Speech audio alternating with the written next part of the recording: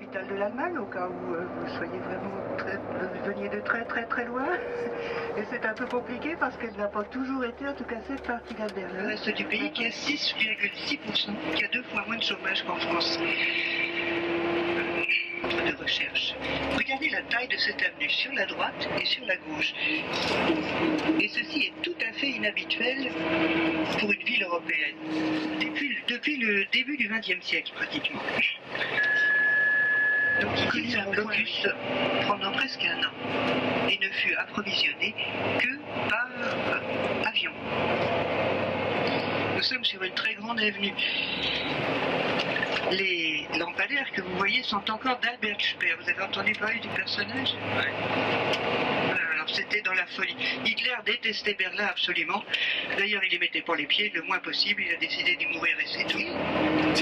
Elle aurait dû être capitale du monde aujourd'hui et dans 1000 ans encore. Mais jamais, le nom de Berlin ne serait réapparu. Elle s'appellerait Germania, car elle détestait Berlin. Le nom de Berlin devait disparaître de la carte. Et donc, ce qui s'appelle la porte de Charlottenburg. Moi aussi. La fierté tourne. C'est plus là, mais vous voyez bien par contre. Vous voyez beaucoup mieux que moi d'ailleurs. Moi je suis un peu à la cave, en sous-sol. En tout cas accompagné d'un chauffeur charmant, il conduit bien en plus je crois, pour l'instant. Ça compte. Alors si vous parlez de ça, c'est que cette avenue-là avait été construite. C'est une colonne. C'est la colonne de la Victoire. Qu'est-ce que vous avez depuis 30 ans? Quand je passe à côté, tout le monde me demande mais quelle victoire? Ben oui, il y en a eu en Allemagne des victoires. En 66, mais surtout contre la France en 1870-71. La colonne était à un autre endroit. Elle fut déplacée, surélevée, tournée vers la France lors des grands travaux. Donc dans les natures qui la surmontent représentent un ange. Donc on voit un ange doré, les symboles guerriers. Même on a oublié que les décorations dorées sur le fût de la colonne sont en fait des canons pris aux Français d'ailleurs. Non, les Français ne tiraient pas. On a de grandes avenues, on a une ville plate, on est sur une grande plaine. Et fin septembre, puisqu'il est à l'heure du bol, il pleut presque tous les jours. Vous avez eu beau temps pour votre croisière? Oui.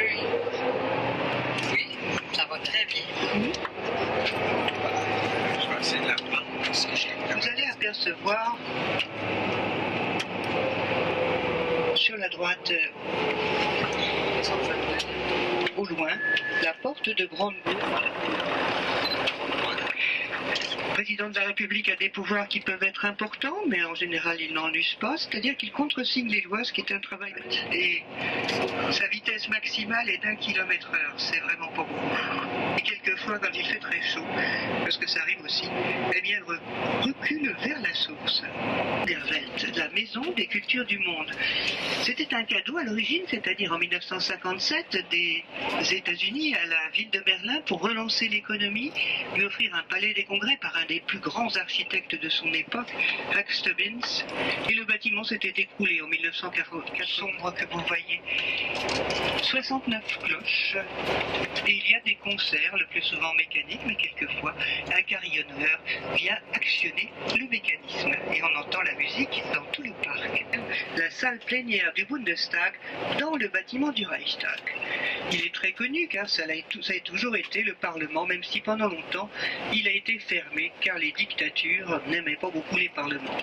La Première Guerre mondiale s'était achevée sur fond de révolution, de troubles importants, de grandes grèves, et la foule s'était rassemblée devant le Parlement. Un député avait pris les devants et le Bundeskanzleramt sur la gauche. Vous avez tous entendu parler, je pense, de notre première ministre qui est en vacances, Angela Merkel.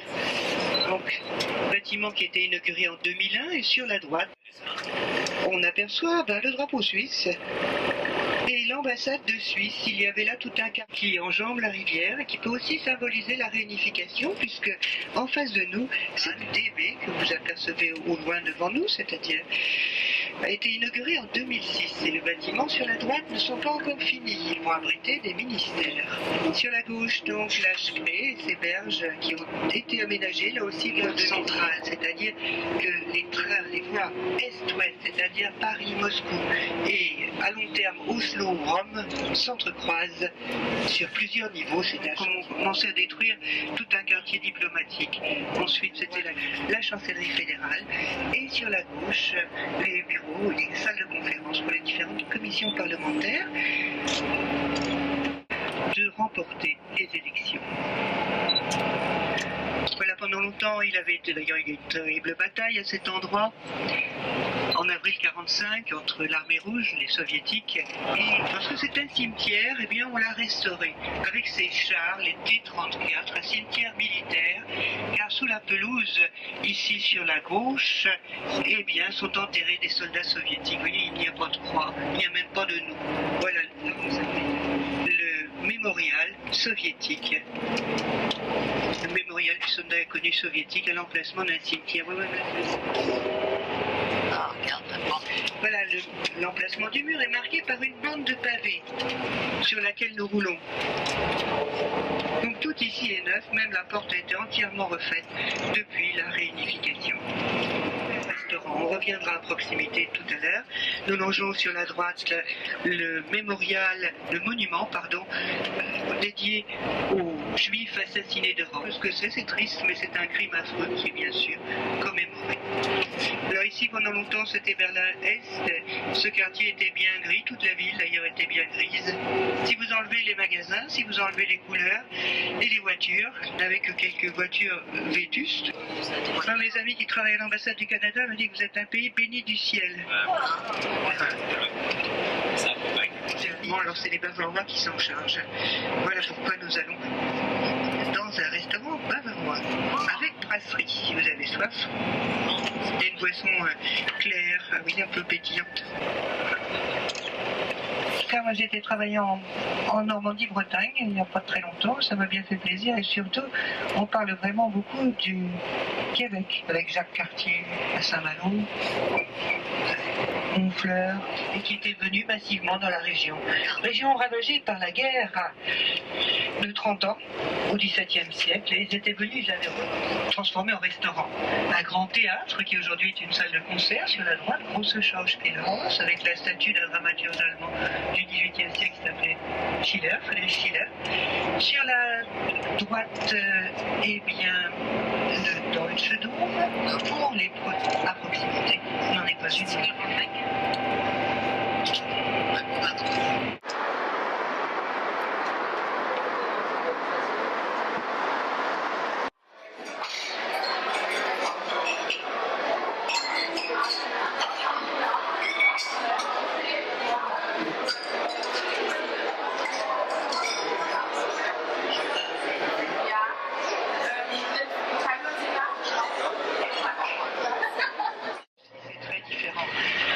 Ce n'est pas une ville comme les autres. Il faut dire qu'ici, c'était la partie communiste de la ville.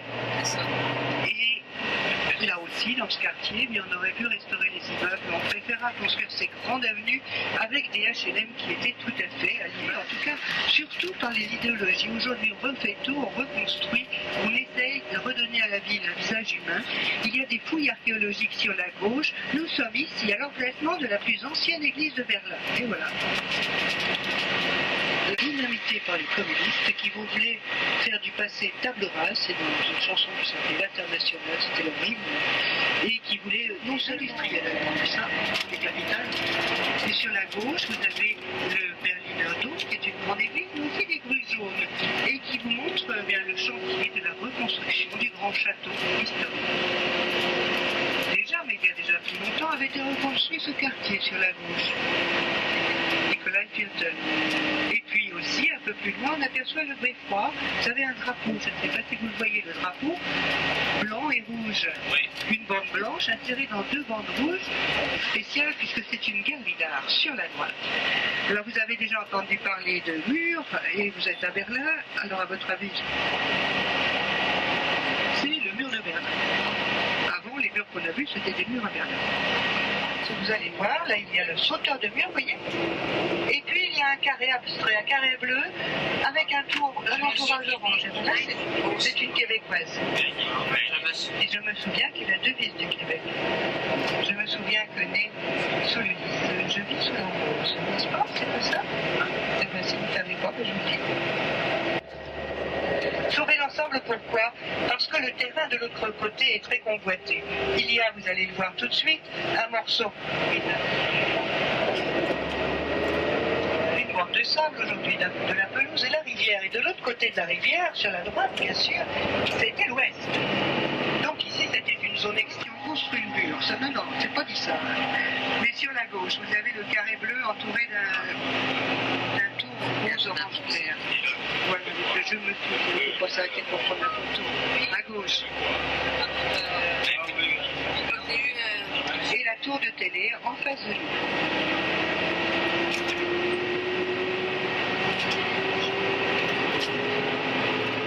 Dans un style très particulier. Nous sommes sur la Karl Marx allée, qui pendant longtemps s'est aussi appelée la Staline allée. Ici, dans un Berlin dans l'après-guerre, eh bien, le Parti communiste de la ville, pour l'anniversaire de Staline, c'était en 1950, c'était pour ses 70 ans, fut décidé une grande construction, une allée de parade, et des moyens extraordinaires furent dépensés. Si pour la première fois, les ouvriers construiraient majestueux cette grande avenue, mais pendant bien longtemps, elle était détruite. Et c'était déjà dès les années 70, elle ne s'appelait plus la Staline allée, elle s'appelait la Karl Marx allée, non qu'elle a grâce. On traverse la partie moderne ici, qui était, il y en a peut-être un nouveau, moi je connaissais quiconque, mais je suis vraiment les vieilles générations. La planète des singes, Révolution, ça doit être un nouveau film. Un marché au bœuf à la lisière de la vie. 1805, arrive le tsar de Russie, une alliance contre Napoléon avec le roi de Prusse, et à cette occasion, eh bien, on rebaptise le marché Alexanderplatz. C'est un lieu précieux, on refait l'immeuble sur la droite. Date de la fin du XIIIe siècle, on n'a pas de grande cathédrale à Berlin, car l'histoire est beaucoup plus récente. Ici, c'est la plus ancienne église.